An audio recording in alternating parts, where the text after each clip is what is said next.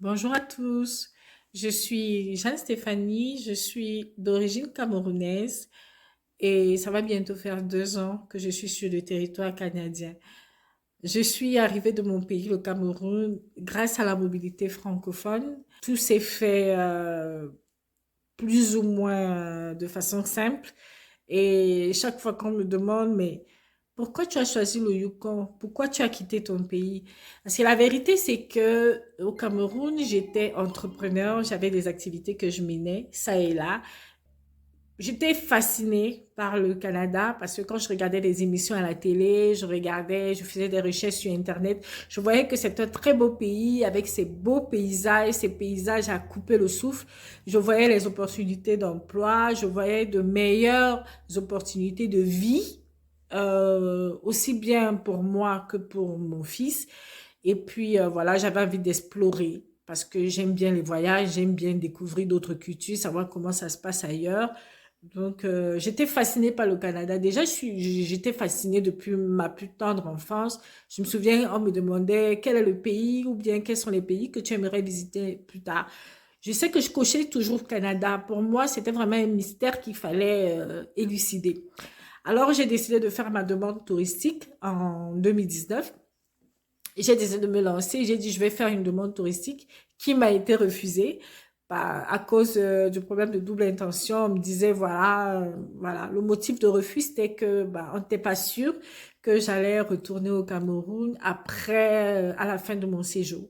Donc, ce qui fait que le visa touristique m'a été refusé. J'ai dit, OK, c'est pas grave. Je vais laisser passer le temps et je vais relancer. S'ils ne veulent pas de moi comme touriste, peut-être qu'ils voudront de moi comme travailleuse. J'ai favorisé les entreprises et organismes francophones parce que le français, c'est ma première langue. Bien que je vienne d'un pays qui est bilingue, français et anglais, je suis plus à l'aise quand je parle le français parce que c'est ma première langue. Voilà. Donc, j'ai favorisé les entreprises euh, où la langue de service était le français. Et j'ai fini par trouver mon bonheur au Yukon. Et on m'a dit pourquoi le Yukon. J'ai dit, bah, c'est pas moi qui ai choisi le Yukon, c'est le Yukon qui m'a choisi. Parce que le premier choc, c'était vraiment le climat. Je me souviens que mes collègues se moquaient de moi au début, se disaient, ouh, mais on est en plein été, il fait beau, il fait chaud. Comment se fait-il que tu sois couverte de partout? J'ai dit, bah, j'arrive pas, c'est difficile, c'est compliqué, il fait tellement froid. Bon, aujourd'hui, 2 ans après, quand même, on a quand même, voilà, je suis en tenue un peu plus relaxe, ce qui prouve que, voilà, j'ai fini par prendre mes habitudes et tout. Et le deuxième défi que j'ai rencontré sur place, c'était le problème de logement. C'était pas facile de trouver un logement ici. C'était très compliqué au début. C'était tellement difficile.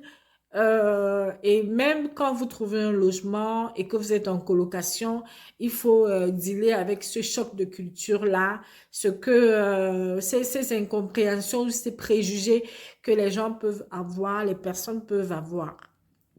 C'était pas évident.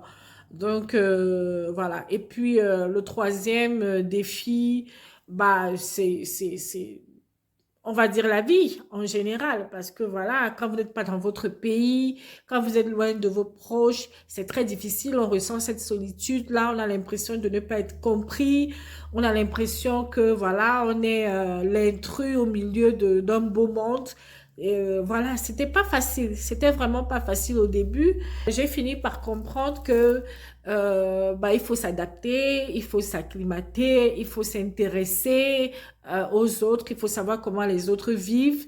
Parce que le gros problème aussi d'interprétation a fait que même dans mon milieu, dans le milieu professionnel, il y a quand même des gestes ou bien des communications, la communication non verbale qui joue.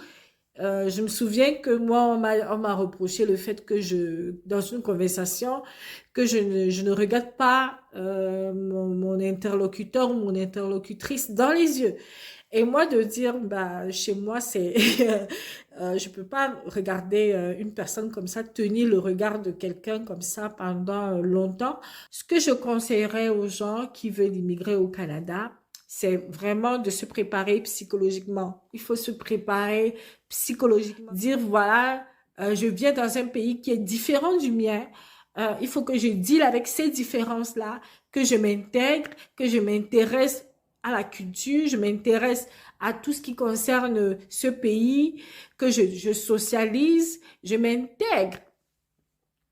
Pour mon fils, c'est sa langue, il ne s'exprime que dans cette langue.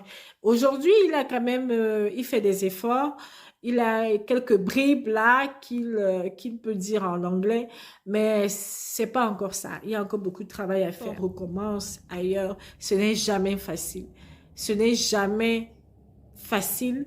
Il faut se dire que ça sera pas facile et que voilà, ça n'ira pas comme ça tout de go.